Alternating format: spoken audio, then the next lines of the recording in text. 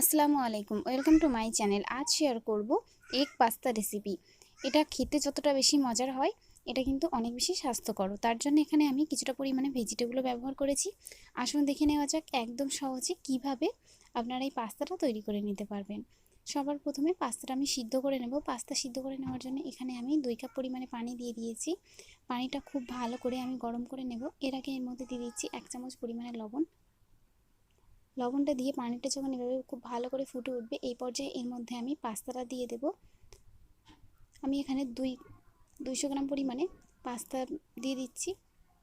আপনারা যে কোনো শেপের পাস্তা এখানে ব্যবহার করতে পারবেন। আমি এই শেপের পাস্তাটা এখানে ব্যবহার করছি। পাস্তাটা দেওয়ার পরে খুব ভালো করে একবার একটা চামচের সাহায্যে এটা মিশিয়ে দিলাম। দেওয়ার পরে এটা আমি 3 মিনিট জাল করে নেব। এর থেকে বেশি জাল করবেন না, এর থেকে বেশি করলে পাস্তাটা কিন্তু গলে যাবে।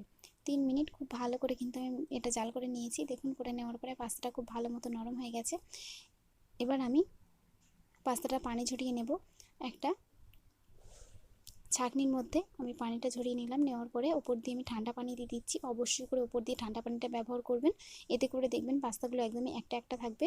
এবার আমি কড়াইয়ের মধ্যে দিয়ে দিয়েছি 1 চামচ পরিমাণে সাদা তেল। এর মধ্যে দিয়ে দিলাম 2টো ডিম। আমি এখানে 2টো ডিম দিয়ে করছি। ডিমের পরিমাণটা আপনারা কমিয়ে বা বাড়িয়েও নিতে পারবেন। এবার ডিম দুটো আমি খুব ভালো করে দেখুন এভাবে ভেঙে নিচ্ছি। আমি ডিমের ঝুড়িটা তৈরি করে নেব। আগে থেকে যদি ডিমের ঝুড়িটা খুব ভালো করে তৈরি করে নেওয়া যায়, তাহলে দেখবেন পাস্তাটা বানিয়ে নিতেও সুবিধা হয়।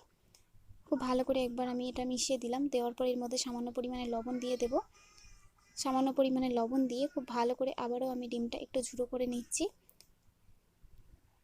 ডিমটা যখন দেখবেন একদম ঝুড়ো ঝুড়ো হয়ে এসছে, এই পর্যায়ে গ্যাসের ফ্লেম বন্ধ করে ডিমের ঝুড়িটা আমি নামিয়ে নেব। ডিমের ঝুড়িটা হয়ে গেছে। ডিমের ঝুড়িটা নামিয়ে নিয়ে একই কড়াইতে দিয়ে দিচ্ছি আবারও কিছুটা পরিমাণে সাদা তেল। আমি এখানে 5 চামচ পরিমাণে সাদা তেল দিয়েছি। যেহেতু আমি এখানে সবজিটা অ্যাড করব, তার জন্যে তেলের পরিমাণটা একটু বেশি দিয়েছি। এবার দিয়ে দিচ্ছি পেঁয়াজ টুকরো করে নেওয়া। ঠিক এভাবে টুকরো করে পেঁয়াজগুলো আমি কেটে নিয়েছি। পেঁয়াজটা আমি 30 সেকেন্ড মতো একটু ভেজে নেওয়ার পরে এর মধ্যে সবজিগুলো অ্যাড করব। এখানে আমি সবজির মধ্যে দিয়ে দিচ্ছি গাজর। আমি এখানে একটা গাজর টুকরো করে কেটে নিয়েছি। আর দিয়ে দেবো বিনস। এখানে আমি 50 গ্রাম মতো বিনস কুচি করে কেটে নিয়েছি। দেখুন, এবার বিনস আর গাজরটা আমি খুব ভালো করে ভেজে নিচ্ছি। আপনারা আপনাদের পছন্দের সবজি এখানে ব্যবহার করতে পারবেন।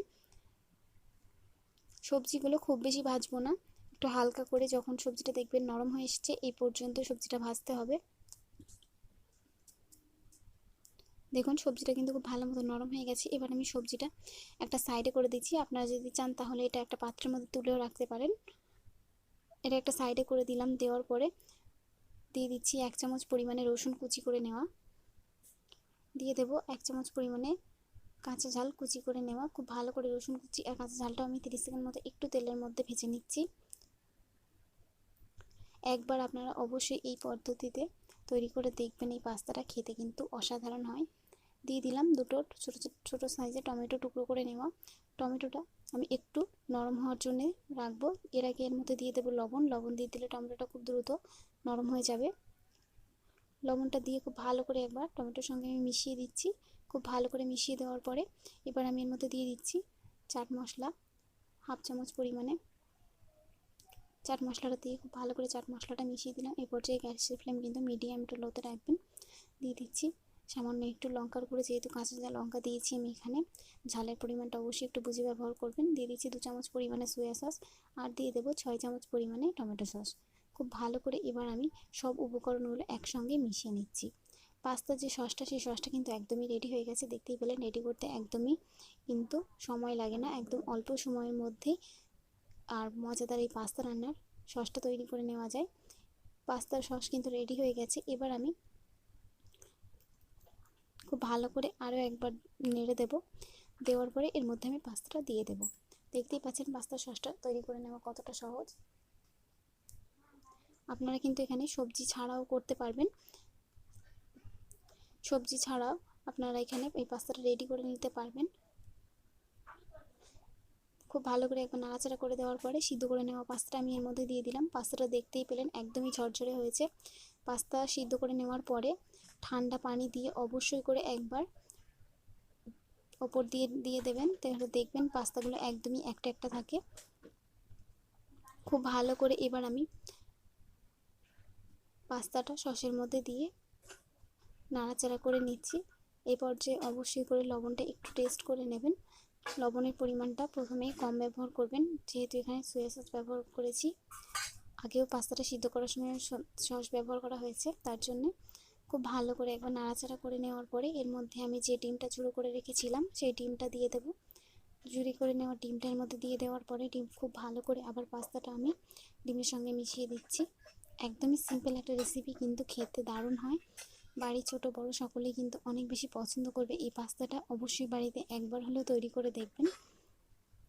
এখানে আমি যে যে উপকরণগুলো ব্যবহার করেছি সবগুলোই আমি ডিসক্রিপশান বক্সে লিখে দেবো, আপনারা চাইলে সেখান থেকে সহজেই কিন্তু দেখে নিতে পারবেন। এখনও পর্যন্ত আমার চ্যানেলটা সাবস্ক্রাইব না করে থাকলে অবশ্যই করে সাবস্ক্রাইব করে পাশের বেল আইকনে ক্লিক করে রাখবেন। এতে করে আমি আমার চ্যানেলে রেসিপি দেওয়ার সাথে সাথে আপনার কাছে নোটিফিকেশান পৌঁছে যাবে। দেখুন ডিমটা দেওয়ার পরে কিন্তু খুব ভালো করে আমি একবার নাড়াচাড়া করে নিয়েছি।